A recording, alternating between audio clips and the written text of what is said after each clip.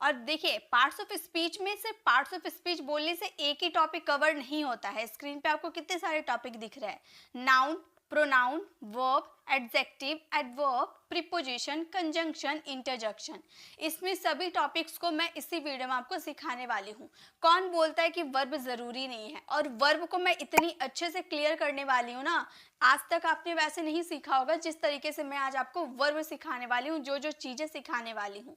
Noun भी बहुत अच्छे से क्लियर करवाऊंगी, प्रीपोजिशन, कंजंक्शन, एडजेक्टिव, एडवर्ब, सभी चीज अच्छे से क्लियर करवा दूंगी। अगर आप बेसिक है या एडवांस लर्नर है, सभी के लिए ये वीडियो बहुत ही यूजफुल है, क्योंकि बहुत सारा है। जैसे मैं एक सेंटेंस आपको देती हूँ, ठीक है, मैं एक सेंटेंस देती हूँ, Ram is a good boy, Ram is a good boy. चलिए ये सेंटेंसेस में मैं अगर बोलूंगी कि सेंटेंसेस में क्या नाउन है, क्या प्रोनाउन है, क्या एडजेक्टिव है, क्या प्रीपोजिशन है, क्या आर्टिकल्स है, क्या आप समझ पाओगे इसमें? जब तक आपको कॉन्सेप्ट क्लियर नहीं होंगे तब तक आप नहीं समझ पाओगे। चलिए अगर आप इस सेंटेंस को देखकर समझ जाते हो कि क्या क्या है, लेकिन और भी बहुत सारे ऐसे सेंटेंसेस हैं जो आप नहीं समझ पाओगे, ठीक है, तो आपको सभी चीजें अच्छे से कवर होनी चाहिए। चलिए पहले हम वीडियो को देखते हैं, उसकी प्रैक्टिस कर लेते हैं, फिर देखिएगा आपको ये क्वेश्चन ना एकदम तुरंत समझ में आ जाएगा कि इसमें कौन से नाउन है, कौन सा प्रोनाउन है, कौन सा एडजेक्टिव है, बहुत ही अच्छे से क्लियर हो जाएगा, ठीक है। तो चलिए सबसे पहले स्टार्टिंग हम करेंगे नाउन से, हमारा फर्स्ट यही है, और हम नाउन से स्टार्ट करेंगे। नाउन को पूरा क्लियर करवा दूंगी, प्रैक्टिस करवा दूंगी, फिर हम प्रोनाउन में जाएंगे, ठीक है। नाउन स्टार्टिंग होती है नाउन से। नाउन मतलब होता है संज्ञा, नाउन मतलब होता है संज्ञा।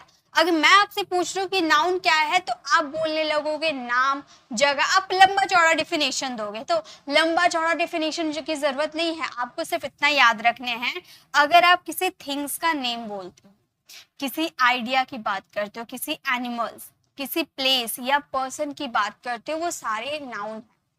डिफिनेशन हम बचपन से रटते आए, तो क्या नाउन हमें समझ में आ गया है? नहीं, नाउन हमें तब समझ में आएगा जब हमें इस इजी वे में समझेंगे। तो मैं तो काम करती हूँ आपको हर चीज इजी वे में सिखाने की, तो यहाँ भी मैं आपको इजी वे में सब कुछ क्लियर करूंगी। सबसे पहले नाउन को पहचानने का 3 तरीका है, सी, फील, टच। अगर आपने ये सी, फील, टच सीख लिया, यानी कि आपने नाउन सीख लिया। सी मतलब क्या होता है? सी मतलब होता है देखना, है ना। अब जो चीज आप देख सकते हो, जो भी चीज आप देख सकते हो, अब आप आंख उठा के सब तरफ देखिए, आप क्या क्या देख सकते हो। तो जो चीज आपको दिखाई दे रहा है वो सभी नाउन है, चाहे वो इंसान हो, चाहे वो जानवर हो, चाहे वो टेबल, चेयर, सोफा वगैरह कुछ भी हो, वो सभी नाउन है, क्योंकि हम उन्हें देख सकते हैं।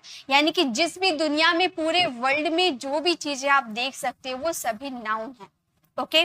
दूसरा फील, यानी कि जिसे हम महसूस कर सकते हैं। महसूस यानी कि आज मेरे सिर में बहुत दर्द है, तो सिर दर्द क्या दिखाई देता है? नहीं, लेकिन फील होता है ना, महसूस होता है। मैं बहुत थक गई हूँ, मैं बहुत देर से चल रही थी, मैं बहुत थक गई हूँ, तो थकान दिखाई देता है? नहीं, लेकिन महसूस होता है कि भाई आज मैं बहुत टायर्ड हूँ, बहुत थकी हुई हूँ, ठीक है। ये ठंडी ठंडी हवा बह रही है, तो क्या हवा को आप देख सकते हो? नहीं, लेकिन ये क्या हो रही है? महसूस हो रही है। आजकल तो गर्म हवा बहुत बह रही है, तो ये क्या होती है? फील होती है। हमारी बॉडी को जब टच करती है तो हमें फील होती है, दिखाई नहीं देती है। यानी कि जिस चीज को हम महसूस कर सकते हैं वो सभी क्या है? नाउन है। और जिस भी चीज को हम टच कर सकते हैं, यानी कि छू सकते हैं, टच कर सकते हैं, छूना, ठीक है, जिस चीज को हम छू सकते हैं वो सभी क्या है? नाउन है। अब जो चीज दिखाई देता है उसे हम छू भी तो सकते हैं ना। हम सिर दर्द को नहीं छू सकते, हवा को नहीं छू सकते, ये सब नहीं छू सकते, लेकिन जो चीज को हम देख सकते हैं वो चीज को तो हम छू सकते हैं ना। तो वहां पे वो सभी क्या है? नाउन है। यानी कि सी, फील, टच, ये सब हमारी नाउन है। चलिए अब मेरे साथ आप नाउन लिखिएगा, ठीक है। सी, अब आसपास जो चीज आप देख रहे हो ना, सभी आप नाउन में भर दो, ठीक है। चलिए आपको लिख कर बतानी है, ठीक है। जैसे नाउन हो जाएगा हमारा बुक। आसपास आपके जरूरी नहीं है कि जो मैं लिख रही हूँ वही आप रिपीट करोगे, नहीं, आसपास आपको जो चीज दिखाई दे रहा है ना, सभी नाउन है, सभी लिख डालिए, ओके। बुक हो जाएगा, टेबल हो जाएगा, फैन दिखाई देता है, फैन हो गया, कबर्ड हो गया, कबर्ड भी हमें दिखाई देता है, कबर्ड हो गया, टीवी हो गया, टीवी भी हम देख सकते हैं, चेयर हो गया, सोफा हो गया, इस तरह से बहुत सारी चीज, यानी कि जो भी चीज आप देख सकते हो ना वो सभी नाउन, या इंसान ही हो गया वो भी नाउन है। ठीक है, अब बात करेंगे फील। अगर आप डिटेल में नाउन को जानना चाहते हो ना, यानी कि नाउन में ये जो थिंग्स हो गया, आइडिया हो गया, सब डिटेल में जानते हो, नाउन के भी टाइप होते हैं। तो अगर आप प्रॉपर तरीके से जानना चाहते हो, नाउन के 2 टाइप होते हैं, प्रॉपर नाउन, कॉमन नाउन। अगर इसे ढंग से आप सीखना चाहते हो तो मेरी 30 डेज की जो मैंने लाइव में कोर्स करवाया था ना, 30 डेज के कोर्स में आप डे 4 में चले जाइएगा। डे 4 में आपको नाउन का डिटेल वीडियो मिल जाएगा। यहाँ पे बस मैंने आपको बेसिक चीजें कवर करवाई है, बस इतना याद रखिए ना, सी फील टच हो गया नाउन कंप्लीट। फील, आप क्या क्या फील कर सकते हो? हवा यानी कि एयर को हम फील कर सकते हैं। सॉफ्टनेस, कोई चीज बहुत मुलायम है, ये हम क्या कर सकते हैं, ये हम महसूस कर सकते हैं। ठीक है। ऑनेस्टी, किसी की ऑनेस्टी, वो ईमानदार है, वो दिखाई नहीं देगा लेकिन उसे महसूस कर सकते हैं। ठीक है।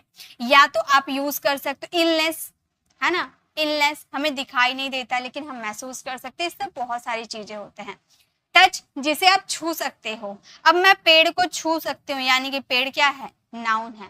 अब मैं राम को छू सकती हूँ, यानी कि इंसान को छू सकती हूँ, वो भी क्या है, हमारे नाउन है। अब यहाँ पे जो भी मैंने सी में लिखा, book, table, fan, cover, TV, chair, ये सब मैं छू सकती हूँ, यानी कि ये सभी क्या है, नाउन है। ठीक है, यानी कि जो आप देख सकते हो वो छू भी सकते हो, वो सभी नाउन है। तो नाउन क्लियर हो गए ना आपको, अब कोई कंफ्यूजन नहीं होगी। सी फील टच, जिसे आप देख सकते हो, जिसे आप महसूस करते हो, जिसे आप टच कर सकते हो, वो सभी नाउन है। Okay. Ram is the best boy in the class, आपको सभी का नहीं बताना है, बताइए। राम, राम कौन सा नाउन है, बताइए तो। राम कौन सा नाम है, यहाँ पर आपका बॉय कौन सा नाउन है, क्लास कौन सा नाउन है, बाकी सब is, the, best, in, the, ये सब अभी हम नहीं पढ़े हैं तो इसमें अभी नहीं जाएंगे। लास्ट में हम फिर से ये स्लाइड में आएंगे, उसके बाद हम फिर से इसे समझेंगे। ठीक है, पहले आप ये 3 बताइए ना, राम, बॉय और क्लास। अभी हम पढ़े ना, नाउन है ना ये, राम को आप देख सकते हो, बॉय को आप देख सकते हो, क्लास को भी आप देख सकते हो। बताइए क्या क्या नाउन है, ये आपने भी पढ़ा। तो नाम, आप जब एक प्रॉपर नाम बता दोगे तो वो प्रॉपर नाउन हो जाएंगे, यानी कि राम जो है प्रॉपर नाउन है। बॉय, बॉय आपने नाम नहीं बताया लेकिन ग्रुप आपने ये बता दिया वो बॉय है, लेकिन उसका नाम नहीं बताया, तो ये क्या हो गया, आपके कॉमन नाउन हो गए। क्लास, क्लास क्या हो गए, क्लास यानी कि एक पूरे क्लास की बात कर रहे हैं, यानी कि कलेक्टिव नाउन हो गए। समझ में आया ना कैसे कि ये कलेक्टिव नाउन हो गया, आपको समझ में आया ना, बताइए एक बार कमेंट में बता दीजिए, समझ में आ रहा है ना आपको नाउन। जो मैंने अभी आपको समझाया सभी चीज समझ में आ गए नाउन में, यस लिख दीजिए अगर आपको समझ में आ गए तो। मुझे भी तो पता चलना चाहिए कि मैं जो आपको समझा रही हूँ आपको समझ में आ रहा है या नहीं आ रहा, कमेंट में मुझे बता दीजिए ताकि मुझे पता चल पाए कि आपको समझ में आ रहा है या नहीं आ रहा।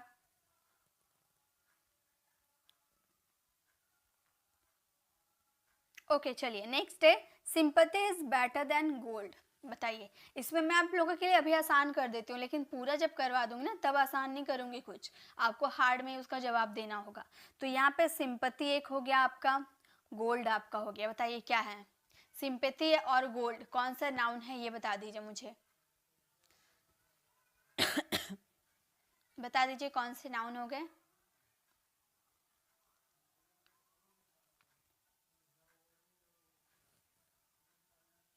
सिंपति, सहानुभूति, सहानुभूति को आप देख सकते हो, आपके साथ कोई सहानुभूति कर रहा है, यानी ये आप देख नहीं सकते हो लेकिन आपको ऐसा फील होता है, फील होता है, यानी कि आप ये क्या हो गया हमारे एब्स्ट्रैक्ट नाउन हो गया। अभी तो हम लोगों ने सीखा एब्स्ट्रैक्ट नाउन यानी कि जो हम महसूस करते हैं, जिसे हम देख नहीं सकते। ठीक है।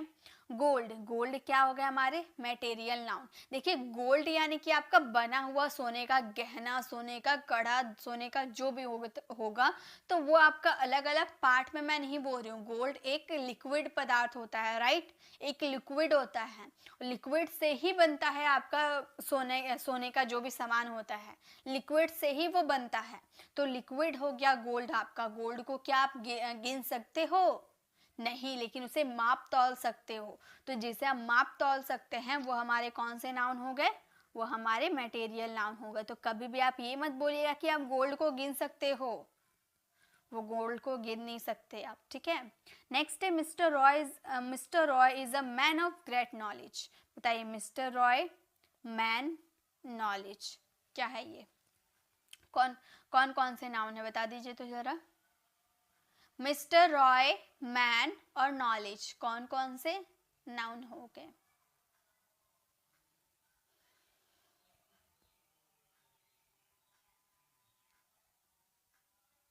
देखिए जो मिस्टर रॉय है ये नाम है तो ये हमारे प्रॉपर नाउन हो गए, है ना।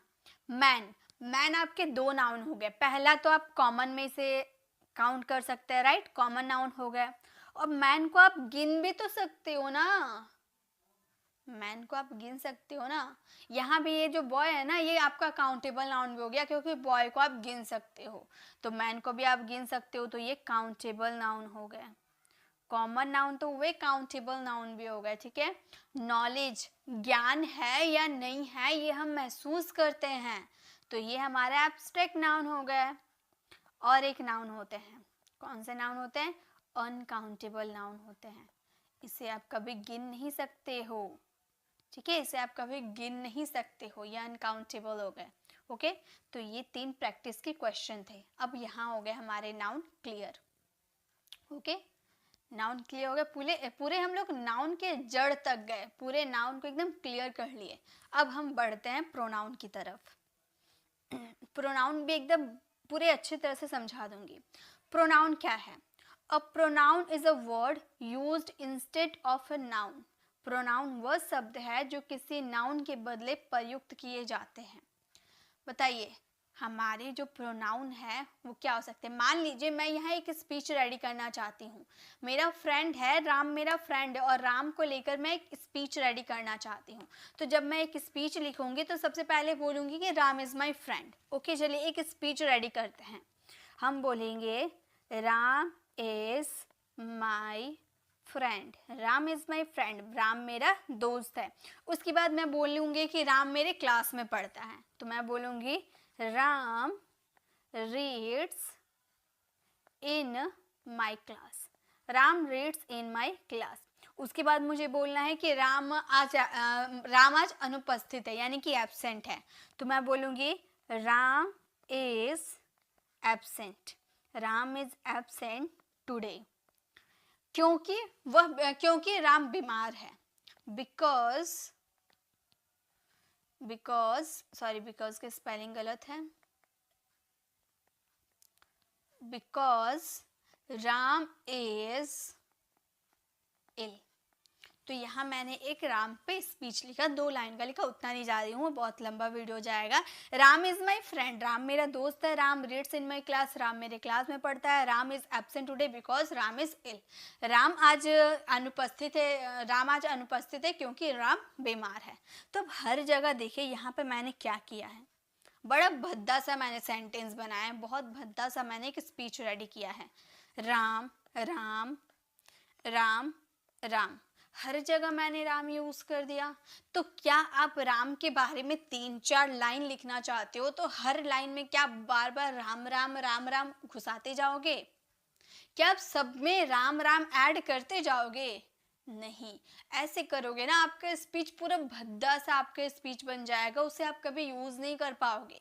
इसीलिए यहाँ जो बार बार नाउन का यूज किए, राम क्या है? नाउन है, ठीक है, राम नाउन है ना, प्रॉपर कॉमन अभी नहीं देख रहे हैं। राम क्या है? एक नाउन है, और नाउन को बार बार आप यूज नहीं कर सकते स्पीच में। आपको बार बार यूज ना करना पड़े इसकी बदले हम नाउन को रिप्लेस कर प्रोनाउन का यूज करते हैं।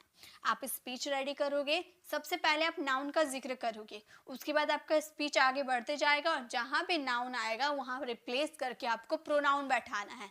तो चलिए ये जो स्पीच मैंने रेडी किया है ना, इसमें आप प्रोनाउन को ऐड करके बताइए मुझे। जहाँ जहाँ मैंने अंडरलाइन किया है ना राम, वहाँ पे आपको चेंज करके आपको प्रोनाउन यूज करना है। बताइए तो क्या होगा? प्रोनाउन क्या होते हैं? ही, सी, इट या किसी का नाम, ये जो होता है ना, ये हमारे सब होते हैं प्रोनाउन। देखिए इसे अगर हम रेडी करने जाएंगे तो हम बोलेंगे Ram is my friend. First में तो आपको राम का जिक्र करना है, तभी तो आपको पता चलेगा कि कौन आपका फ्रेंड है, किसके बारे में आप बताना चाहते हो, ठीक है। अब सेकंड जो हम राम का यूज किए, वहां पर ही का भी तो यूज कर सकते थे। हम बोलेंगे ही reads in my class, he reads in my class. उसके बाद फिर से राम का जिक्र किए तो उसे हटाकर हम ही का यूज करेंगे, he is absent today, he is absent today because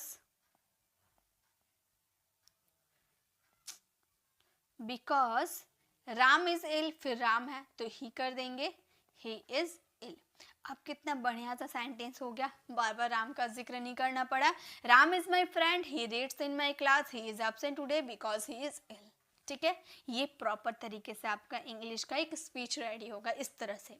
तो देखिए, हम लोगों ने राम एक लड़का है इसलिए हम लोगों ने ही लगा दिया। ही का भी बहुत सारा रूप होता है, कभी ऑब्जेक्ट के रूप में आ जाता है, तो कभी सब्जेक्ट के रूप में आ जाता है, कभी पोसेसिव प्रोनाउन तो कभी पोसेसिव एडजेक्टिव। तो ये भी सारे टाइप सीखना जरूरी है, क्योंकि कभी ही का हिज हो जाता है ना, कभी ही का हिम बन जाता है, क्यों बनता है, कब बनता है, ये भी सब तो जानना जरूरी है। तो चलिए, ये आपको पता चल गया, नाउन के बदले आने वाले शब्द आपके प्रोनाउन कहलाते हैं। ओके, चलिए अब ये चीज आप थोड़ा ध्यान दे दीजिए। सबसे पहले क्या है, आई हमारा सब्जेक्ट है। आई के अकॉर्डिंग आपको पोसेसिव एडजेक्टिव लगाना है। आई का क्या हो जाएगा, पोसेसिव एडजेक्टिव। पोसेसिव एडजेक्टिव यानी कि आई का हो जाएगा आपका माई, आई का माई बन जाएगा। माई का पोसेसिव प्रोनाउन आपका माइन हो जाएगा। अब ये सब मैं बताऊंगी कि माई का यूज कहाँ किया जाता है, माइन का यूज कहाँ किया जाता है, ये पूरे क्लियर तरीके से मैं बताऊंगी। पहले आपको अगर आते हैं सब्जेक्ट का possessive adjective, possessive pronoun, object, ये आते हैं तो आप मुझे कमेंट में बता सकते हैं, ठीक है। आपकी प्रैक्टिस हो जाएगी, बढ़िया दमदार वाली प्रैक्टिस हो जाएगी। तो अगर आपको आते हैं तो आप बता दीजिए मुझे, ठीक है। तो आई का पोसेसिव एडजेक्टिव माई होता है, पोसेसिव प्रोनाउन माइन होता है। ऑब्जेक्ट की बात करें तो ऑब्जेक्ट हमारा मी हो जाता है, ठीक है। ऑब्जेक्ट आई का मी हो जाता है। वी का पोसेसिव एडजेक्टिव क्या होता है, वी का पोसेसिव एडजेक्टिव आवर होता है।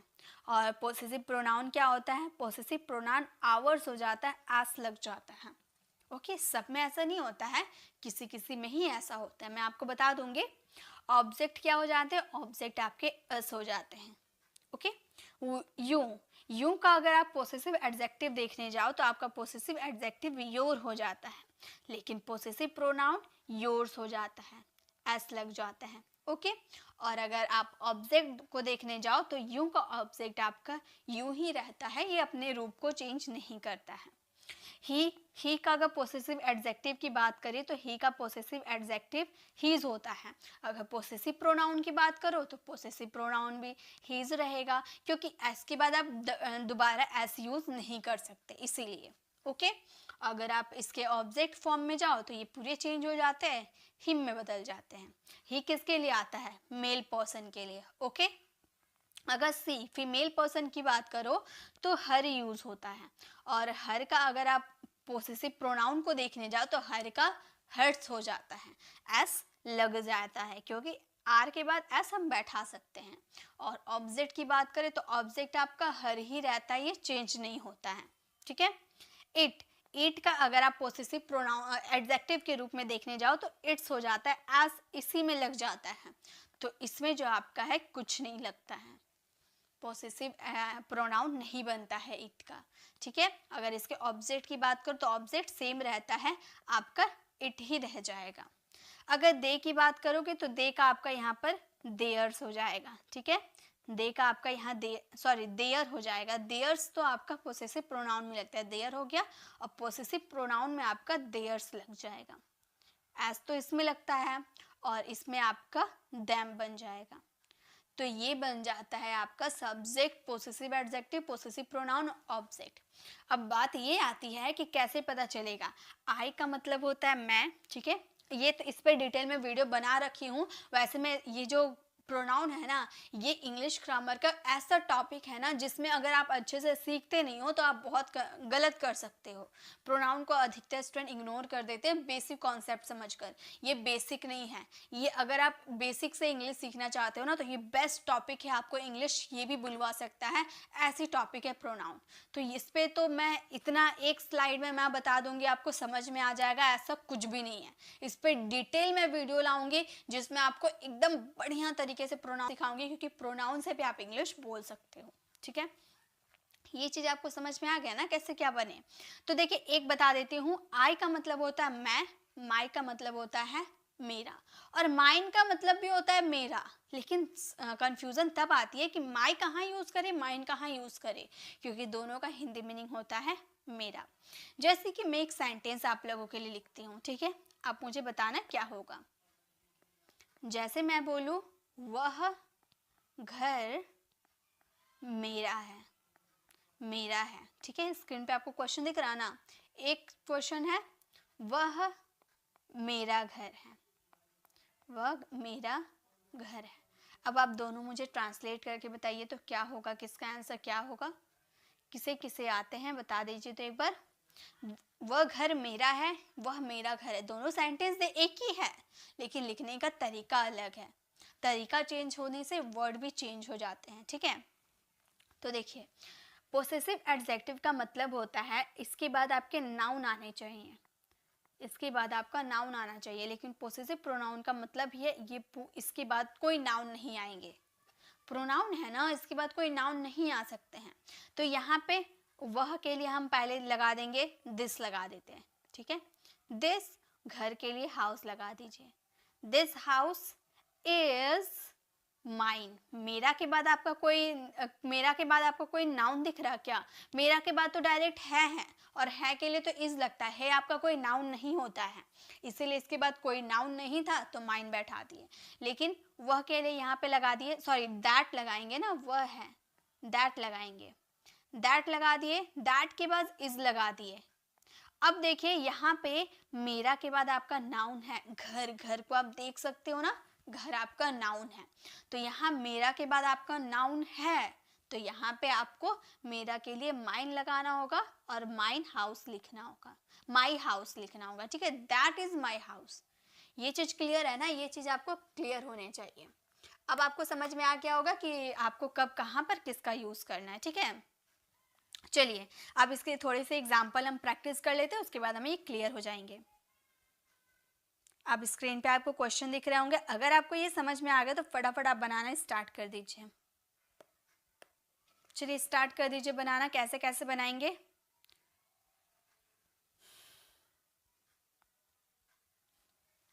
पूरा एकदम मैं प्रैक्टिस करवाते हुए चलूंगी ताकि इसके बाद आपको प्रैक्टिस करना ना पड़े, ऐसा मैं प्रैक्टिस करवाते हुए चलूंगी, ठीक है।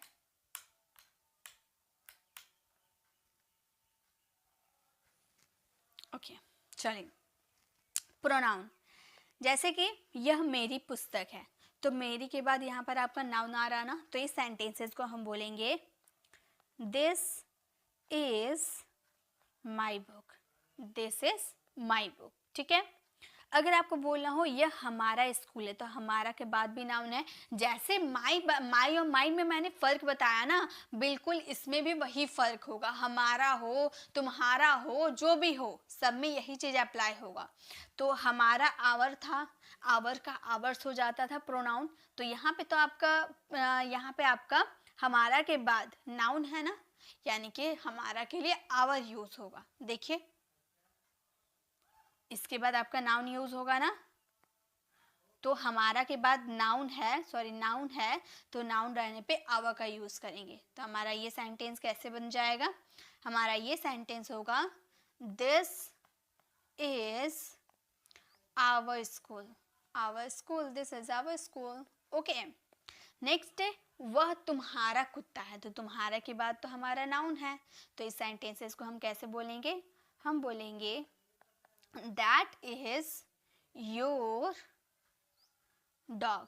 अगर यहाँ पे नाउन नहीं रहता तो yours लगा देते, ओके। यह उसकी, पुरुष पुल्लिंग की बात करेंगे, यानी कि मेल की बात करेंगे, गाय है तो मेल उसकी के लिए, मेल के लिए, ठीक है, मेल यानी कि ही का क्या हो जाता है, यहाँ देखिए इसके भी बाद नाउन है ना, नाउन है ना, तो क्या हो जाता है, हिज के बाद हिज ही रह जाता है, कोई चेंज नहीं होता है। हिज के बाद आपका नाउन है तो हिज ही रहेगा, इसमें कोई चेंज नहीं होता है। ओके, तो हमारा सेंटेंस क्या बन जाएगा, हम बोलेंगे this is his cow, his cow, this is his cow. Okay, next है यह उसकी गाय है, यहाँ स्त्री की बात कर रहे हैं, यानी कि यहाँ पर स्त्री है तो हर का यूज करेंगे, राइट। आप देख लीजिएगा, तो हम बोलेंगे this is her cow, this is her cow. Next है वह उन लोगों का गांव है, उन लोगों यानी कि उन लोगों के बाद गांव है ना, यानी कि ये भी हमारा नाउन के रूप में यूज होगा, पोसेसिव एडजेक्टिव के रूप में यूज होगा। उनका यानी कि दे का क्या था, देयर था ना, दे का देयर। तो हम इस सेंटेंसेस को बनाएंगे that is their, that is their village, that is their village.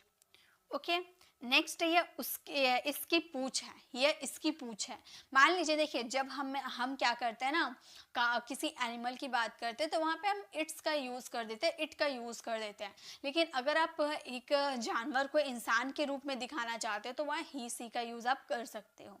लेकिन चलिए हम इट कॉन्सेप्ट को भी सीख लेते हैं। ऐसे तो आप अगर जानवर को एक इंसान की तरह ट्रीट करते हो ना तो वहाँ पर ही सी इसका भी यूज़ कर सकते हो आप। लेकिन अगर आप नॉर्मल अगर आप देखने जाओ तो वहाँ इट का भी यूज़ कर सकते हो। तो यह है, यानी कि इसके लिए तो पहले हम दिस लगाएंगे, हम बोलेंगे दिस इज इट्स टेल, पूछ यानी कि टेल। ओके, नेक्स्ट है यह मेरी पुस्तक है, बताइए क्या होगा। यहाँ देखिए ये लिखा हुआ है, ये मेरी पुस्तक है, ये के लिए क्या होता है, ये के लिए होता है दीज, यह के लिए दिस और ये के लिए दीज, ठीक है। और दीज के साथ हमेशा आर लगता है, ये चीज आप भूलिएगा नहीं। These are my books, these are my books. तो ये हो गया हमारे प्रोनाउन के प्रैक्टिस और हो गया प्रोनाउन क्लियर। समझ में आ गया प्रोनाउन, बस इतना ही है प्रोनाउन। लेकिन इस पे भी डिटेल में वीडियो लाऊंगी क्योंकि प्रोनाउन को समझना भी बहुत ही ज़्यादा ज़रूरी है इंग्लिश बोलने के लिए, तो इस पे डिटेल में वीडियो लाऊंगी फिर कभी। अभी हम मेन टॉपिक्स को कवर कर लेते हैं, चलिए अब आगे बढ़ते हैं। सो नेक्स्ट है हमारे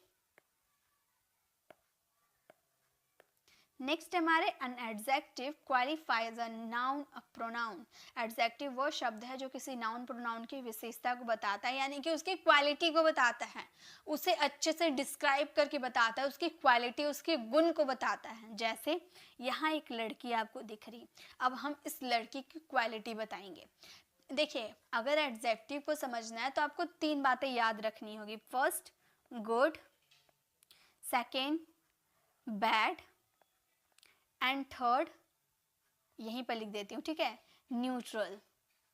न्यूट्रल क्या होता है, न्यूट्रल मतलब ना अच्छाई ना बुराई। ओके, गुड यानी कि इसकी, ये लड़की की अच्छी अच्छी बातें हमें बतानी है। अब इस लड़की की क्या क्या अच्छी आदतें हैं वो बतानी है। सबसे पहले तो ये लड़की बहुत ही सुंदर है, ठीक है, ये लड़की बहुत ही सुंदर है।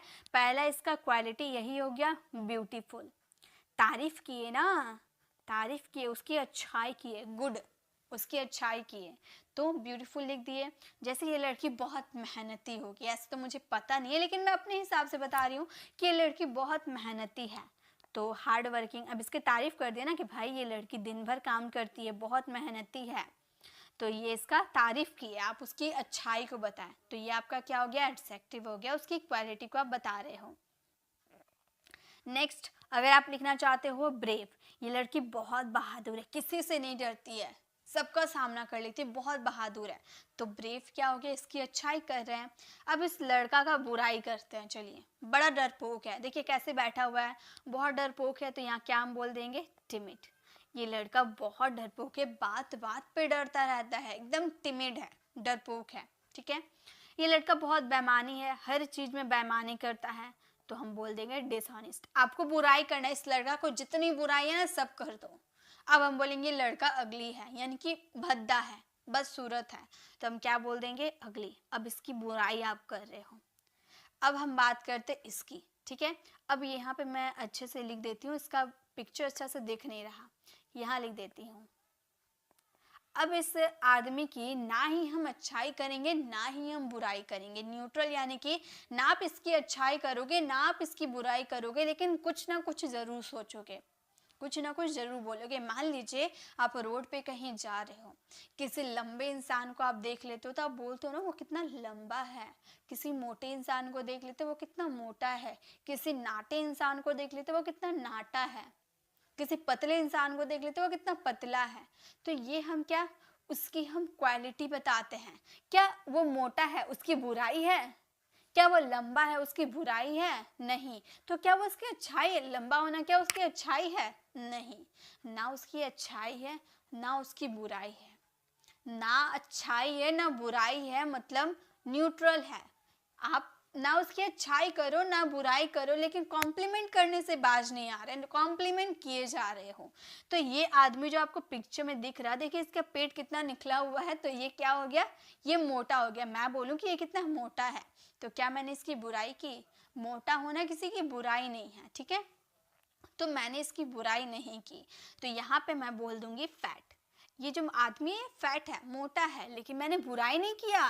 मैंने सिर्फ इतना, अपने फ्रेंड के साथ में जा रही थी तो मैंने इसे देखा, एक मोटा था तो एक्सरसाइज कर रहा था, तो मैं बोल दूँ कि वो कितना मोटा है, तो मैंने उसका बुराई नहीं किया। मोटा होना किसी का बुराई नहीं होता है, ना पतला होना किसी का बुराई होता है, ना लंबा होना बुराई होता है, ना छोटा होना बुराई होता है, किसी का ये बुराई नहीं होती है। लेकिन इंसान कॉम्प्लीमेंट कर देता है, ठीक है।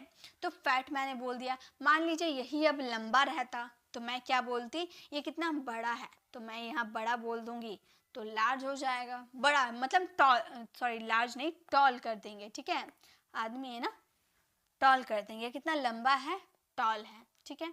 अगर यही हेल्दी, इसे हेल्दी भी बोल सकते हैं कि ये काफ़ी हेल्दी है, तो हेल्दी होना भी किसी की बुराई नहीं है, लेकिन इंसान कॉम्प्लीमेंट करता रहता है। तो यही चीज़, आप किसी की अच्छाई करोगे, आप किसी की बुराई करते हो, या आप ना उसकी अच्छाई करते हो ना आप उसकी बुराई करते हो, लेकिन कुछ ना कुछ ज़रूर बोलते हो, वो सारे एडजेक्टिव होते हैं, ठीक है, वो सारे एडजेक्टिव होते हैं। अब मैं आपको कुछ प्रैक्टिस के लिए क्वेश्चन देती हूँ, आप उसे सॉल्व करोगे, आपको समझ में आ जाएगा, ठीक है। या मैं कुछ क्वेश्चन लिख देती हूँ, आप उसे देखना, उसके बाद बताना कि आपको समझ में आया नहीं। यहाँ पे मैं क्वेश्चन लिख देती हूँ, he was and old man, he was an old man. Next, some boys are coming today, coming today. Next, there are 6 boys in the class. ये आपको कुछ क्वेश्चन दिख रहा है, ठीक है, 3 क्वेश्चन है। He was an old man, some boys are coming today, they are 6 boys in the class. ये जो एडजेक्टिव है ना, ये एडजेक्टिव आपके नंबर भी बताते हैं, एडजेक्टिव ऑफ नंबर की भी बात करते हैं, या adjective of quantity, adjective of quality, इन सब के बारे में बताता है। तो ये बताइए, he was an old man, इसमें आपको एडजेक्टिव क्या दिख रहा है? आप किसी की अच्छाई करो या बुराई करो, इसमें क्या दिख रहा है ऐसा, इसमें क्या है जिससे आपको ये पता चलेगा कि इसकी अच्छाई हो रही है बुराई हो रही है, क्या इसमें एडजेक्टिव है? अगर मैं सिंपल बोलूँ, ही वॉज एन मैन, वह एक आदमी है, ठीक है, he was a man, an नहीं लगाऊंगी, ही वॉज अ मैन बोलूंगी, तो वो आदमी है, तो इससे मुझे पता नहीं चला कि वो कैसा आदमी है, तो मैंने बता दिया ही वॉज एन ओल्ड मैन, वह बूढ़ा आदमी है। तो यहाँ पे बूढ़ा मैंने बोल दिया, तो ना मैंने उसकी अच्छाई की ना मैंने उसकी बुराई की, लेकिन बताया तो कैसा आदमी है, बूढ़ा आदमी है, तो ये आपका एडजेक्टिव हो गया, ठीक है। मतलब किसी नाउन को डिस्क्राइब कर दिए, मैन जो है आपका नाउन है, नाउन को हम अच्छे से डिस्क्राइब कर दिए, तो हम क्या बता दिए कि वो क्या है हमारे, मतलब किसी नाउन प्रोनाउन की विशेषता बता दिए कि वो जो नाउन है ना, वो जो मैन है ना, वो बूढ़ा है। अब है some boys are coming today, adjective आपके नंबर को भी बताता है। बॉयज आर कमिंग टुडे, लड़के आज आ रहे हैं, कितने लड़के आ रहे हैं? ये जो लड़के की नंबर को कौन बता रहा है? सम, कुछ लड़के। तो ये नंबर हो गया आपका, सम नंबर हो गया। आपने बता दिया कितने लड़के, कुछ लड़के। तो ये आपका क्या हो गया, ये आपका हो गया एडजेक्टिव। ठीक है, मतलब नाउन प्रोनाउन की विशेषता को बताएगा, उसके नंबर को बताएगा। There are 6 boys in the class, इसमें क्या होगा बताइए तो। There are 6 boys in the class, इसमें क्या होगा, तो इसमें देखिए बॉयज आपका नाउन प्रोनाउन हो गया। कितने बॉयज क्लास में है, 6 है। नंबर कौन बताया, 6 बताया। ये आपका एडजेक्टिव हो गया। ठीक है, तो एडजेक्टिव बस इतना है। एडजेक्टिव उतना आप ज़्यादा नहीं देखिए, अगर एडजेक्टिव पे जाइए वीडियो तो मैं बना रखी हूँ। ठीक है, आप मुझे कमेंट में पूछ सकते हैं, मैं वो वीडियो आप लोगों को, उसका लिंक मैं आप लोगों से शेयर कर दूँगी। ठीक है, चलिए आगे देखते हैं। अब आगे वर्ब। अब वर्ब पे ज़रा ध्यान दीजिए, क्योंकि वर्ब बहुत ज़्यादा ज़रूरी होते हैं। ठीक है, इस पे ध्यान दीजिएगा। A verb is a word which denotes an action, possession, relation और state of being. वर्ब वह शब्द है जिसे किसी कार्य का व्यापार, अधिकार, संबंध या अवस्था का बोध होता है। सबसे पहले क्या हम बोले, उनका पता चलता है। ठीक है, रिलेशन हो गया या पोजीशन, इसके बारे में कौन बताता है, वर्ब बताता है। ठीक है, और स्टेट ऑफ बीइंग को भी कौन बताता है, वर्ब बताता है। इसे 3 भागों में हम लोगों ने डिवाइड कर दिया, ये पता करने के लिए कि वर्ब क्या क्या हमें बताता है। ठीक है, वर्ब क्या क्या हमें बताता है, ये हम अब पता कर रहे हैं। सबसे पहले एक्शन, आपका सेंटेंस में क्या एक्शन हो रहा है, मैं सेंटेंस यहाँ पर लिख दे रही हूँ, आप सेंटेंसेस को पहले देखिएगा, उसके बाद बताइएगा। एक्शन का सेंटेंस है children play, children play. Next है, अगर रिलेशन और पोजीशन का बोले तो हम बोलेंगे I have a car, I have a car. State of being का बात करें तो they are happy. Day second में हम लोगों ने सीखा था ना स्टेट ऑफ बीइंग के बारे में, वही है, दे आर हैप्पी। अब इसमें बताइए एक्शन, इसमें क्या एक्शन हो, ये जो सेंटेंस मैंने लिखा ना चिल्ड्रेन प्लेस में एक्शन क्या हो रहा है ये बताइए। जो एक्शन हो रहा है वही वर्ब है हमारा। क्या एक्शन हो रहा है इसमें, क्या एक्शन हो रहा है इसमें जी, इसमें क्या एक्शन हो रहा, प्ले एक्शन हो रहा, तो प्ले हमारा क्या हो गया, ये वर्ब हो गया। रिलेशन या पोजीशन, इस सेंटेंस में आपका रिलेशन या पोजीशन कौन बता रहा है, रिलेशन या पोजीशन, अधिकार कौन बता रहा है आपका, इसमें हैव बता रहा है। हैव नहीं रहता तो कार और आई, मेरा और कार का रिलेशन कैसे पता चलता, इससे यही पता चल रहा ना कि मेरे पास कार है। अगर हैव यानी कि पास है हटा देते, आई अ कार, मैं एक कार, क्या मैं और एक कार, क्या हैव लगा दिए, तभी पोजीशन पता चला कि मेरे पास है, मैं इसकी मालकिन हूँ, मैं इसका ऑनर हूँ। ठीक है, state of being, state of being क्या, उसकी अवस्था क्या है, दे आर हैप्पी, वो खुश है, दुख है, ये कौन बता रहा है, ये आपका आर बता रहा ना। आर नहीं रहता तो वे लोग खुश, क्या वे लोग खुश क्या हैं, थे या होंगे, ऐसा क्या बोलना चाहते हैं, इसलिए प्रेजेंट की बात किए तो आर लगा दिए। तो ये 3 चीज हमें कौन बताता है, ये वर्ब बताता है। वर्ब यानी कैसे, वर्ब का first form, second form, third form, यही सिर्फ वर्ब नहीं होते हैं, हेल्पिंग वर्ब भी हमारे वर्ब होते हैं। ठीक है, चलिए अब और अच्छे से इसको क्लियर करती हूँ। ये चीज़ तो आपको समझ में आ गया ना। अब देखिए आपको क्या चीज़ नया सीखने को मिल रहा है जो आपने सुना नहीं होगा। ये जो वर्ब है ना, ये 2 टाइप के होते हैं, एक लेक्सिकल वर्ब, एक ऑक्सिलरी वर्ब। लेक्सिकल वर्ब मतलब जिसके फॉर्म्स होते हैं, जो अपना फॉर्म्स चेंज कर देता है अपने मीनिंग के हिसाब से। जैसे कि हो गया आपका ईट, ईट का सेकेंड फॉर्म एट बन जाता है, फॉर्म को पूरे चेंज कर देता है ना, और मीनिंग को भी चेंज कर देता है, तो वो लेक्सिकल वर्ब हो गए। ईट हो गए, गो हो गए, कम हो गए, ये हो गए ना। अब इसके base form, past form, past participle, ING और आई और ईएस वाले फॉर्म्स लिखेंगे। पहले ऑक्सिलरी वर्ब, चलिए पहले इसको कर लेते हैं, पहले लेक्सिकल वर्ब को क्लियर कर लेते हैं। अगर बेस फॉर्म यानी कि फर्स्ट फॉर्म क्या हो गए, ईट। इसके पास्ट फॉर्म यानी कि सेकेंड फॉर्म क्या हो जाएंगे, एट। इसके पास्ट पार्टिसिपल यानी कि थर्ड फॉर्म क्या हो जाएंगे, इटन हो जाएंगे। थर्ड फॉर्म क्या हो जाएंगे, इटन। आईएनजी वाला, इसमें आईएनजी यूज कर देंगे तो क्या हो जाएगा, एटिंग हो जाएगा। एस जोड़ देंगे तो क्या हो जाएगा, ये एट्स बन जाएगा। वर्ब पे अलग से वीडियो में बना रखी हूँ, अगर आपको कंफ्यूजन होगा ना वो ज़रूर देखिएगा, ठीक है। अगर दूसरे देखते हैं, गो का देखते हैं। गो का फर्स्ट फॉर्म गो, सेकेंड फॉर्म क्या हो जाएगा, वेंट, थर्ड फॉर्म क्या हो जाएगा, गॉन, फोर्थ फॉर्म क्या हो जाएगा, गोइंग, फिफ्थ फॉर्म क्या हो जाएगा, गोज, ठीक है। तो ये हमारे वर्ब्स हो गए। वर्ब्स पे मैं वीडियो बना रखी हूँ, आप उसे विजिट कर सकते हो। ऑक्सिलरी वर्ब क्या होता है, ऑक्सिलरी वर्ब मतलब होता है जैसे am, is, are, do, does, have, जो भी हेल्पिंग वर्ब हो सब फटाफट मुझे बताते जाइए कौन कौन से हेल्पिंग वर्ब होते हैं। हेल्पिंग वर्ब यानी कि ऑक्सिलरी वर्ब, ठीक है। क्या क्या होता है बताइए, has, have, had, be, being, was, were। ये मत सोचिएगा कि मॉडल वर्ब इसमें नहीं आएंगे, मॉडल वर्ब भी ऑक्सिलरी वर्ब होते हैं। शुड, कुड, वुड, ये भी सब आ सकते हैं, ठीक है। Should, could, would, can, need, ये सब क्या है, ये ऑक्सिलरी वर्ब है। और भी बहुत सारे हैं, मैं आपको पीडीएफ में दे दूंगी, ठीक है। तो ये ऑक्सिलरी वर्ब है। तो इसके टू टाइप, वर्ब के टू टाइप होते हैं, lexical verb, auxiliary verb. Lexical verb यानी कि जिसके फॉर्म्स चेंज हो जाते हैं और इसका मीनिंग भी चेंज हो जाता है। और लेक्सिकल वर्ब जैसे हमारे जो हेल्पिंग वर्ब के रूप में जो वर्क करते हैं ना, वो हमारे हेल्पिंग वर्ब हो गए, ठीक है। अब इसकी और गहराई में जानते हैं। अब देखिए, हम जानते हैं ना कि इसे हम टू टाइप में डिवाइड करते हैं। अभी तक हम सीख रहे थे main verb, helping verb. Main verb, मैं यहाँ पर एग्जांपल देती हूँ, आप मुझे बताना कि क्या मेन वर्ब है। इसकी रिवाइज करनी है ना, इसकी प्रैक्टिस करनी है, मैं आपको क्वेश्चन देती हूँ, ठीक है। आपको बस उसमें मुझे ये बताना है कि मेन वर्ब क्या है, हेल्पिंग वर्ब क्या है, ठीक है।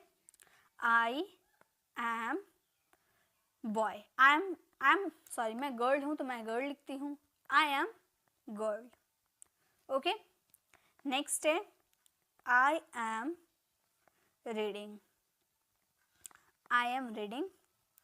नेक्स्ट है I love her, I love her. Helping verb में भी सेंटेंस लिखती हूँ, I am reading, I am reading, he will go, you should do this, you should do this। अब मुझे ये बता दीजिए आप लोग, आई एम गर्ल, इसमें आपका मेन वर्ब क्या है।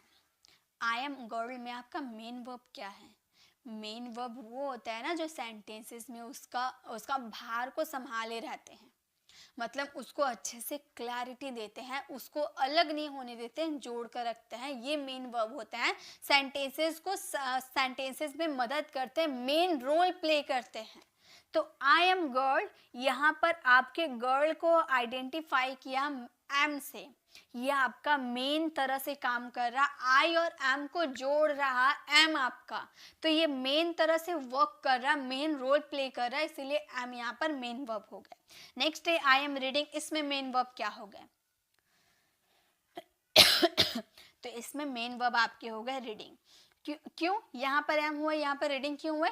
अगर यहाँ पर एम की जगह यहाँ पे अगर मान लीजिए आपका गो रहता ना, तो गो आपका मेन वर्ब रहता। मेन वर्ब आपका वो रहता है जैसे कि आपके गो, वेंट, गोन, जो वर्ब्स फॉर्म होते हैं ना, वही मेन वर्ब रहते हैं। लेकिन मेन वर्ब जब सेंटेंस में नहीं होगा तो उसके जगह आप इज़-एम-आर को मेन वर्ब बना दोगे, ठीक है। हेल्पिंग वर्ब को या मेन वर्ब के रूप में प्ले कर दोगे, ठीक है। आई लव हर, इसमें क्या होगा जी, इसमें होगा लव। लव हमारा मेन तरह से वर्क कर रहा है, ओके। हेल्पिंग वर्ब में बताइए, आई एम रीडिंग, इसमें हेल्पिंग वर्ब क्या होंगे, ये सब तो सब बता देंगे। हेल्पिंग वर्ब मतलब जो हेल्प करता है, यानी कि मेन वर्ब नहीं। मेन वर्ब यानी कि वर्ब्स फॉर्म वाले हमारे मेन वर्ब थे, इसमें हेल्पिंग वर्ब आपके एम हो गए। ही विल गो, इसमें हेल्पिंग वर्ब क्या होंगे, विल होंगे। यू शुड डू दिस, इसमें हेल्पिंग वर्ब क्या होंगे, शुड होंगे, ओके। तो ये मेन वर्ब और हेल्पिंग वर्ब थे, क्लियर हो गए। अब आपको कंफ्यूजन नहीं होगा कहाँ मेन वर्ब होगा कहाँ हेल्पिंग वर्ब होगा, ठीक है। एक चीज और मैं आपको बता देती हूँ, लेक्सिकल वर्ब मतलब क्या होते हैं, जिसके फॉर्म्स होते हैं, वर्ब्स के फॉर्म्स होते हैं, और ऑक्सिलरी वर्ब जैसे इज एम आर हो गए जिसके फॉर्म्स नहीं होते हैं। लेकिन एक ऐसा हेल्पिंग वर्ब है, ऐसा ऑक्सिलरी वर्ब है जो लेक्सिकल वर्ब भी होता है। कौन सा बताइए तो, ऐसा कौन सा ऑक्सिलरी वर्ब है जो ऑक्सिलरी वर्ब भी है और लेक्सिकल वर्ब भी है, कौन सा है बताइए तो। ऐसा 3 आपके पास वर्ब है, 3 वर्ब है जो लेक्सिकल वर्ब भी है, ऑक्सिलरी वर्ब है। वो है आपके बी, हैव, डू। बी के फॉर्म्स होते हैं ना, होते हैं। हैव के फॉर्म्स होते हैं, होते हैं। डू के फॉर्म्स होते हैं, होते हैं। यानी कि इसे हम फॉर्म्स के रूप में चेंज भी कर सकते हैं और ये ऑक्सिलरी वर्ब भी होते हैं। तो ये आपके दोनों में वर्क करते हैं, याद रखिएगा, ठीक है। चलिए इसी के साथ वर्ब हमारे क्लियर हो गए। अब हम आ गए एडवर्ब में। एडवर्ब ज़्यादा हार्ड नहीं है, एडवर्ब पे डिटेल में वीडियो बना रखी हूँ, मैं आपको एकदम अच्छे से क्लियर कर देती हूँ ताकि आपको अभी क्लियर हो जाए। वैसे एडवर्ब जो है ना, इसके लिए आपको डिटेल पढ़ना पड़ेगा, लेकिन मैं इसी में भी आपको बहुत कुछ बता दूंगी। जैसे an adverb qualify a verb and adjective on other adverb, यानी कि जो ये एडवर्ब है ये वर्ब को, एडजेक्टिव को, खुद एडवर्ब को भी क्वालिफाई करता है, मॉडिफाई करता है, यानी कि डिस्क्राइब करके बताता है। एग्जाम्पल देखिए, adverb of time, adverbs of frequency, adverb of manner, adverbs of place. ऐसे तो एडवर्ब्स के बहुत सारे टाइप होते हैं, लेकिन मैंने सिर्फ 4 आपको दिया, ये 4 आपको बहुत ही ज़्यादा ज़रूरी है। एडवर्ब ऑफ टाइम में क्या क्या आते हैं, कौन कौन बता सकता है बताइए तो। एडवर्ब ऑफ टाइम में कैसे कैसे एडवर्ब आते हैं जो आपके टाइम को डिस्क्राइब करते हैं, जो आपको टाइम को डिस्क्राइब करते हैं। जैसे कि टुडे, टुडे जो है ना ये आपका एडवर्ब है, टुडे आपका एडवर्ब है। और क्या क्या हो गया, जो टाइम आपको बताते हैं वो सारे। जैसे टुमारो, टुमारो भी आपके टाइम को बताते हैं, तो टुमारो क्या हो गया आपके एडवर्ब हो गए। और नाउ, अभी, अभी ये भी टाइम है, ये भी आपके एडवर्ब है। सून, सून भी आपके क्या है, एडवर्ब ऑफ टाइम है। और भी बहुत सारे होते हैं, आपको पीडीएफ में मिल जाएगी। एडवर्ब ऑफ फ्रीक्वेंसी की बात करें, फ्रीक्वेंसी यानी कि जो बार बार होती है, ऐसे वर्ब जो बार बार होती है, ऐसे वर्ब। जैसे कि ट्वाइस जो 2 बार होती है, जो बार बार होती है ना, वैसे वाले वर्ब्स को एडवर्ब ऑफ फ्रीक्वेंसी में लिया जाता है। नेवर, नेवर आप बोलोगे मैम बार बार थोड़ी होता है, लेकिन ये हमारा क्या होता है, एडवर्ब ऑफ फ्रीक्वेंसी में काउंट किया जाता है। ऑलवेज, ऑलवेज, ऑलवेज तो फ्रीक्वेंसी में आते हैं। वंस, एक बार जो होता है वो भी एडवर्ब ऑफ फ्रीक्वेंसी होता है। नेक्स्ट एडवर्ब ऑफ मैनर, जो आपके मैनर को बताता है कि आप कोई काम कर रहे हो, किस तरह कर रहे हो। जैसे मैं लिख रही हूँ, कैसे लिख रही हूँ, स्लोली। मैं कैसे लिख रही हूँ, स्लोली, धीरे धीरे। पूजा कैसे लिख रही है, सिर्फ पूजा लिख रही है, इतना बता दिए। कैसे लिख रही है, धीरे धीरे। कौन बताया, एडवर्ब ऑफ मैनर बताया कि कैसे लिख रही है पूजा, धीरे धीरे लिख रही है, ठीक है। पूजा तेज लिख रही है, यानी कि फास्ट लिख रही है। पूजा अच्छे से लिख रही है, यानी कि वेल लिख रही है। पूजा बुरी तरह से लिख रही है, यानी कि बैडली हो गया, ठीक है। तो ये हमारे क्या हो गए, एडवर्ब ऑफ मैनर हो गए। एडवर्ब ऑफ प्लेस की बात करें, प्लेस यानी कि हेयर, देयर, ऐसे होता है ना, ये सब एडवर्ब ऑफ प्लेस हो गए। जैसे कि हेयर, ये आपके एडवर्ब होते हैं। देयर, ये आपके एडवर्ब होते हैं। नियर, ये आपके एडवर्ब होते हैं। आउट, इनसाइड, आउटसाइड, ये सब आपके एडवर्ब होते हैं, एडवर्ब ऑफ प्लेस होते हैं, ठीक है। तो ये आपके एडवर्ब, ये सब याद करने वाला चीज़ है, ठीक है। ये सब आपको याद करने वाली चीज़ है, बस मैंने इस तरह से आपको लिख देना एडवर्ब ऑफ टाइम। अब आपको पता चल जाएगा टाइम के लिए कौन कौन सा एडवर्ब आएंगे। एडवर्ब ऑफ फ्रीक्वेंसी, फ्रीक्वेंसी के लिए कौन कौन से एडवर्ब आएंगे, ये आपको क्लियर हो जाएगा, ठीक है। चलिए अब थोड़ी प्रैक्टिस कर लेते हैं। अब इसमें मुझे बता दीजिए तो आप कौन से वर्ब है। ही कैम यस्टरडे, अगर मैं इसकी क्वेश्चन पूछूं, देखिए क्वेश्चन कैसे पूछूंगी। ही कैम यस्टरडे, इसका अगर मैं क्वेश्चन करूंगी, मैं बोलूंगी कैम व्हेन, मतलब कब आया। ही कैम यस्टरडे, ये जो ही है ना, मतलब वह जो है कब आया, तो आप क्या बोलोगे, यस्टरडे, कल आया। तो आने का काम जो है कौन डिस्क्राइब किया आपका, आने का काम जो है वह आया। तो आने का काम क्या कब डिस्क्राइब हुआ, कौन डिस्क्राइब किया, आपके वर्ब को कौन डिस्क्राइब किया, कौन मॉडिफाई किया, यस्टरडे, यस्टरडे ने क्लियर किया, ठीक है। अब है I have always helped you, I have always helped you, तो हम यहाँ पर लिख देते क्वेश्चन में पूछूंगी हेल्प्ड हाउ ऑफन, मदद कितनी बार किया, मदद कितनी बार किया, आप बोलोगे ऑलवेज, हमेशा किया, मदद कितनी बार किया, मैं जो है मदद कितनी बार तुम्हारी की हूँ, आप बोलोगे हमेशा, तो ऑलवेज आपका आ जाएगा, आप बोलोगे नेवर, तो कभी नहीं, यानी कि नेवर आपका हो जाएगा एडवर्ब, यानी कि जो आपके वर्ब को, जो आपके वर्ब को डिस्क्राइब कर देता है, जो आपके एडजेक्टिव को डिस्क्राइब कर देता है, वो आपके एडवर्ब कहलाते हैं। ही रन्स फास्ट, तो अगर मैं इसकी क्वेश्चन पूछूंगी तो मैं बोलूंगी रन्स हाउ, मतलब कैसे दौड़ता है, वह जो है कैसे दौड़ता है, आप बोलोगे बड़ी फास्ट दौड़ता है, तो फास्ट रन्स को कौन डिस्क्राइब किया, फास्ट ने डिस्क्राइब किया। नेक्स्ट है गो देयर, मैं अगर पूछूंगी गो वेयर, कहाँ जाओ, आप बोल दिए गो देयर, तो मैं पूछूं आप गो देयर बोल दिए, तो मैं बोलूंगी गो वेयर, कहाँ जाओ, आप बोलोगे देयर, वहां जाओ, तो देयर आपने बता दिया, तब मुझे पता चला ना कि वहां जाने की बात आप कर रहे हो, हेयर लिख देते तो यहाँ आने की बात कर रहे हो, ऐसे डिस्क्राइब किया जाता है एडवर्ब को, ठीक है। तो ये आपके एडवर्ब थे, एडवर्ब पे मैं डिटेल वीडियो बना रखी हूँ, तो आप उसे विजिट कर सकते हो, अगर आपको वीडियो नहीं मिलेगी तो मैं लिंक शेयर कर दूंगी, आप कमेंट में बोलोगे तो, ठीक है। चलिए अब आते हैं नेक्स्ट प्रेपोजिशन में। प्रीपोजिशन में सिर्फ इतना प्रीपोजिशन काफ़ी नहीं होता है, प्रीपोजिशन पे तो मैं 1.5 घंटा की वीडियो बना रखी हूँ, अगर आपको कन्फ्यूज़न है तो वो वीडियो को देखिएगा, आपको कमेंट, एक एक स्टूडेंट का कमेंट पढ़ के आपको समझ में आ जाएगा कि वीडियो में कितना दम है, वीडियो में इतना अच्छा अच्छा कमेंट स्टूडेंट किया है ना कि आप देख कर बोलोगे कि वीडियो में काफ़ी दम है, तभी तो इतना अच्छा अच्छा कमेंट आया है, कमेंट बहुत अच्छा आया है, अगर आप उसे विजिट करोगे ना, आप भी कमेंट करने से रहोगे नहीं, आप भी कमेंट कर दो कि वीडियो बहुत ही अच्छी है, ठीक है। तो चलिए अब मैं यहाँ पे प्रीपोजिशन को कवर करवाती हूँ।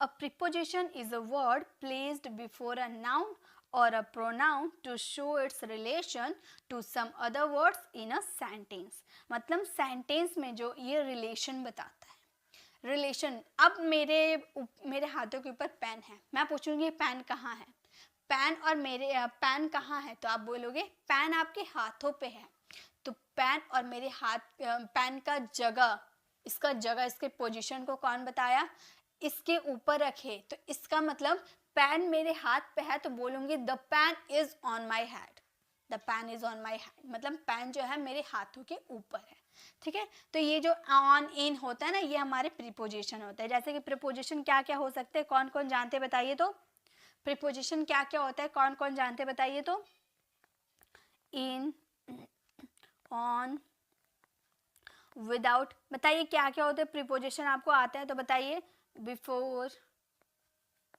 आफ्टर, ये सब प्रीपोजिशन होते हैं हमारे, एट, इनटू, ऑन, सॉरी यहाँ पर ऑन लिखा है तो मैंने वन लिख दिया है,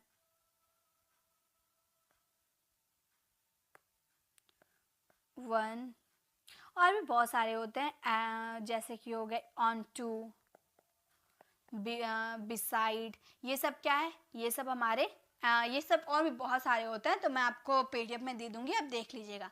तो ये सारे हमारे प्रीपोजिशन होते हैं, ठीक है।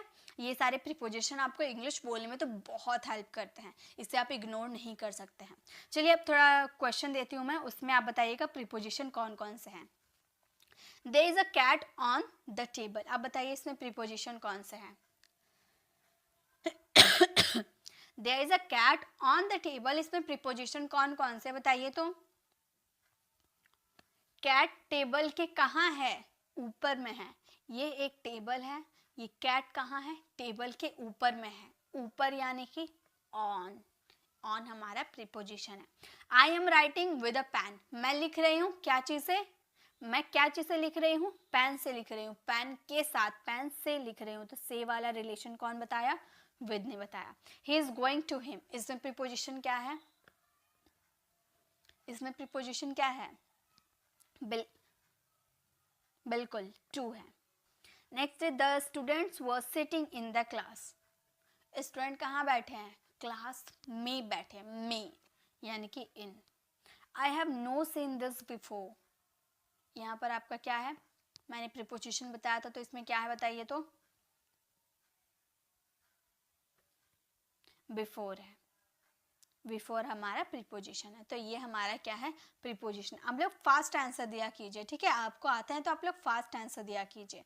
तो ये हमारे प्रीपोजिशन थे। प्रीपोजिशन बस इतना ही प्रीपोजिशन नहीं होते हैं, प्रीपोजिशन पे डिटेल वीडियो आपको देखना ही पड़ेगा अगर आप प्रीपोजिशन को लेकर सीरियस हो। प्रीपोजिशन के बिना आप इंग्लिश नहीं बोल सकते हो, तो प्रीपोजिशन सीखना बहुत ही ज़्यादा ज़रूरी है। तो प्रीपोजिशन ज़रूर देखिएगा हमारी 1 घंटा 1.5 घंटे वाली वीडियो को, ठीक है? चलिए आगे देखते हैं। सो अब है कंजंक्शन। कंजंक्शन पे भी डिटेल वीडियो बना रखी हूँ। ये भी कंजंक्शन, प्रीपोजिशन कंजंक्शन बहुत ही बड़ा लेसन है, ये आप तुरंत कंप्लीट नहीं कर सकते, इस पर आपको डिटेल वीडियो देखना पड़ेगा, ठीक है? यहाँ पे मैं आपको इंट्रोड्यूस करवा देती हूँ कि प्रीपोजिशन कंजंक्शन आखिर रोल क्या करते हैं इंग्लिश में, ठीक है? कंजंक्शन यानी कि दो सेंटेंसेस को जोड़ने का काम करता है, ठीक है? A conjunction is a word use to join words, phrases, clauses और सेंटेंसेस टुगेदर। यानी कि वर्ड्स को, फ्रेजेस को, क्लॉजेज को, सेंटेंसेस को जोड़ने का काम कौन करता है? कंजंक्शन करता है। कंजंक्शन क्या क्या हो सकते हैं मुझे बताइए तो?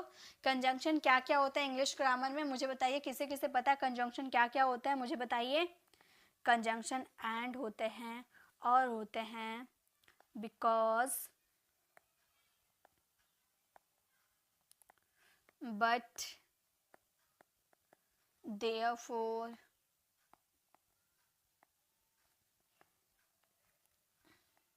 as well as soon as, still, या फिर although, ये सब क्या है? ये सब हमारे कंजंक्शन है, ठीक है? कंजंक्शन पे भी कंजंक्शन बहुत सारे होते हैं, बहुत सारे। अगर आप इसे डिटेल में सीखने जाओगे ना 2 घंटा लग जाएगा आपको कंजंक्शन सीखने में। बहुत सारे कंजंक्शन होते हैं और सभी के रूल के साथ आपको उसे सीखना होगा, क्योंकि कभी एज वेल का यूज़ स्टार्टिंग में कर देते हैं, कभी बीच में कर देते हैं, तो सेंटेंस पूरा चेंज हो जाता है। तो वो सब चीज़ें आपको सीखने बहुत ही ज़्यादा ज़रूरी है, ठीक है? तो ये कंजंक्शन थे आपके, ठीक है? कंजंक्शन यही सब होता है। मैं एक सेंटेंस आप लोगों को लिख के देती हूँ, आप मुझे बताइएगा कि उसमें क्या होंगे, ठीक है? मैं सेंटेंस लिख देती हूँ ताकि आपको उसमें बता दीजिएगा मुझे कि कंजंक्शन क्या क्या है। पहला क्वेश्चन हमारे हैं, Ram is poor but honest. इसमें क्या कंजंक्शन है मुझे बताइए, आप लोग बताते हुए चलिए। नेक्स्ट है, you will pass. You will pass if you work hard. Third हमारा सेंटेंस है, I like him. I like him because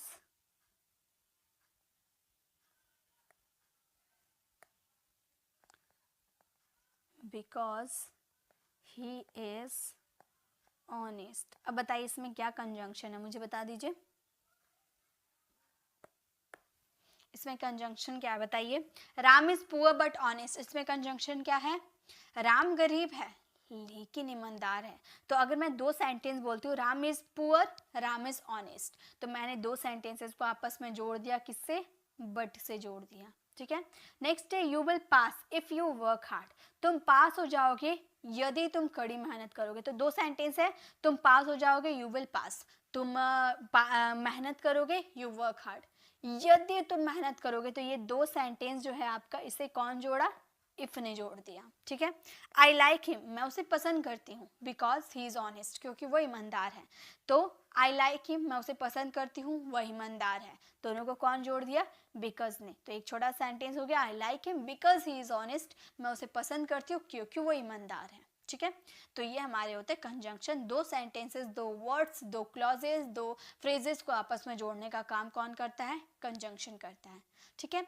चलिए अब लास्ट हमारा एक बच गया, इंटरजेक्शन। उतने ज़्यादा काम नहीं आते लेकिन सीख लेते हैं हम।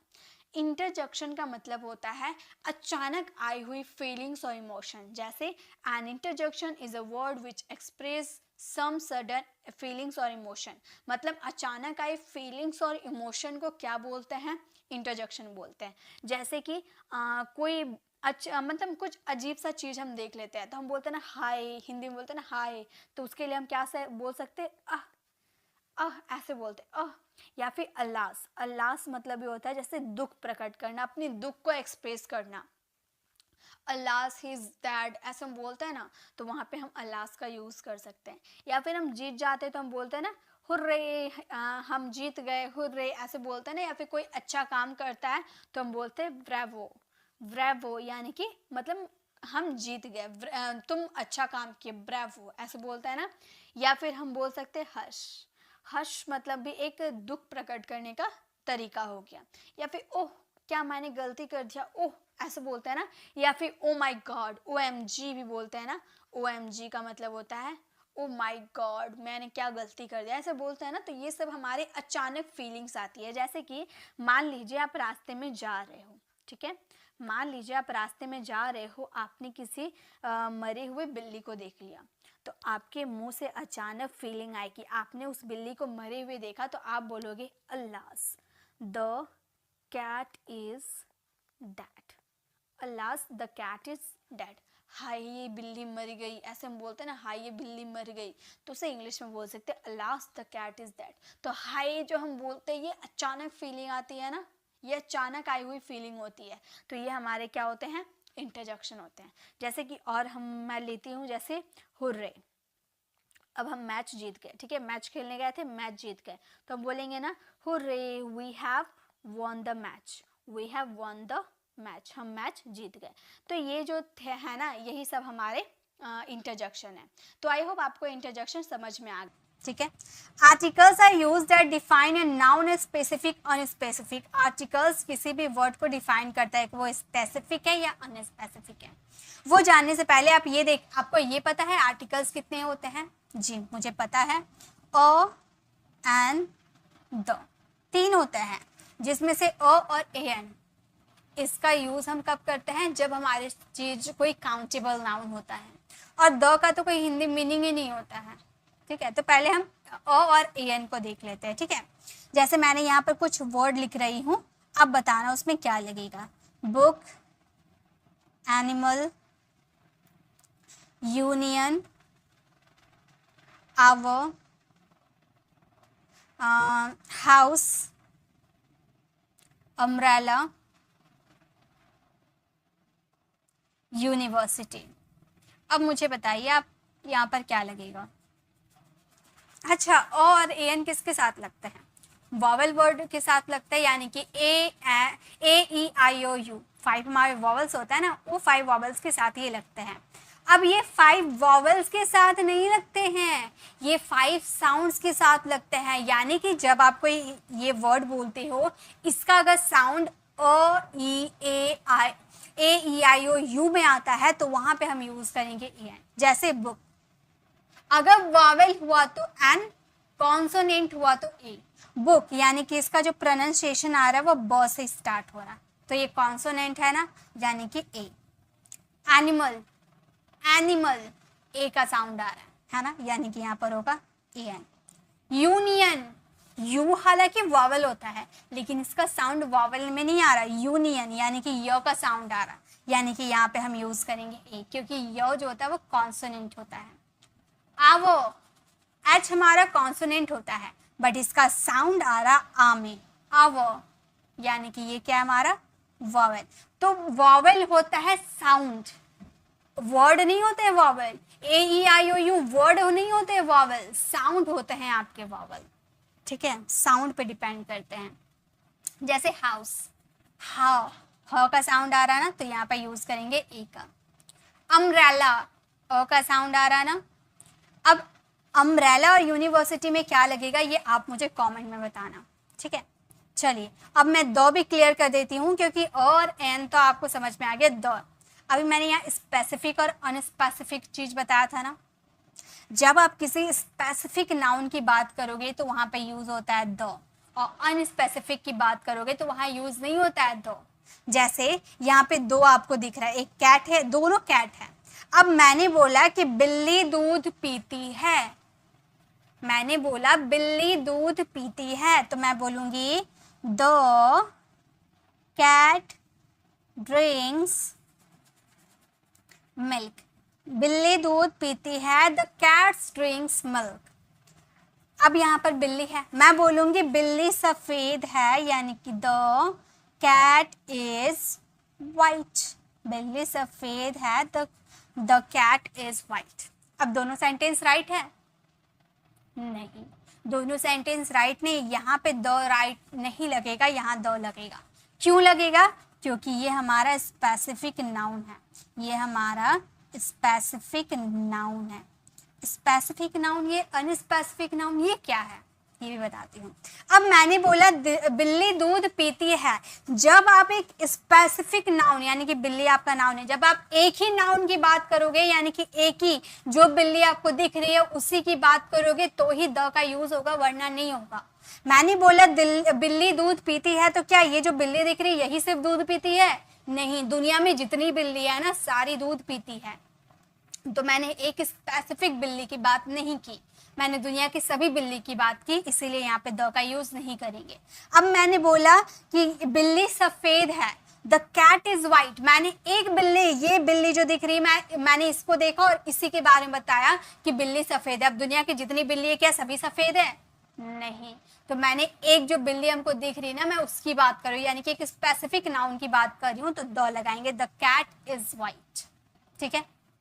अब मैंने बोला कि मैन इज मॉर्टल, मतलब मनुष्य मरणशील होते हैं। तो दुनिया के जितने भी मनुष्य हैं ना सभी मरणशील है, यानी कि सबको एक ना एक दिन मरना है।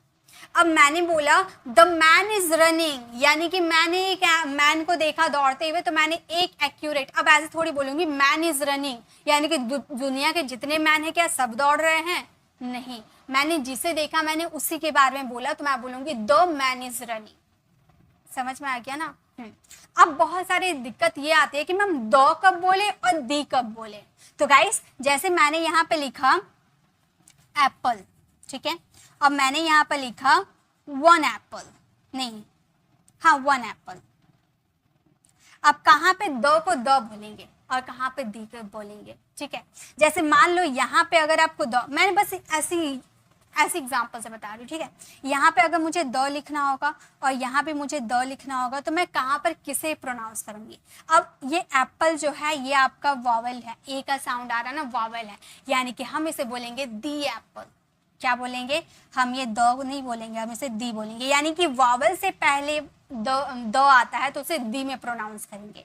वन, ये आपका वॉवल नहीं है, यहाँ एप्पल है लेकिन उससे पहले वन भी तो है ना जो वॉवल नहीं है, तो इसे द वन एप्पल बोलेंगे। ऐसे ये कुछ गलत है, ऐसे बस मैंने समझाने के लिए आपको बोला। ठीक है, तो यहाँ पे अगर किसी भी वॉवल नहीं रहेगा उससे पहले अगर द का यूज होता है तो वो, जैसे कि यहाँ पर कैट, ये वॉवल नहीं था ना, इससे पहले द का यूज हुआ तो इसे हम द में प्रोनाउंस करेंगे, और वॉवल से पहले अगर द आते हैं तो उसे दी में प्रोनाउंस करेंगे। क्लियर है? तो बस यही था कॉन्सेप्ट, आई होप आपको क्लियर हो गया। तो गाइस इसी के साथ हम लोगों ने ये पूरा कंप्लीट कर दिया। अब आपको वीडियो कैसी लगी कमेंट में ज़रूर बताइएगा, अच्छी लगी तो लाइक कीजिएगा, अपने फ्रेंड फैमिली को ज़रूर शेयर कीजिएगा, और अगर आप मेरे चैनल पर नए हो, मेरे पढ़ाने का तरीका आपको पसंद आया तो सब्सक्राइब करके आने वाले बेल आइकन को ज़रूर प्रेस कीजिएगा, ताकि रोज़ आने वाले वीडियोज़ की नोटिफिकेशन मिलती रहेगी। I'll see you in the next video. Till then, bye bye, take care.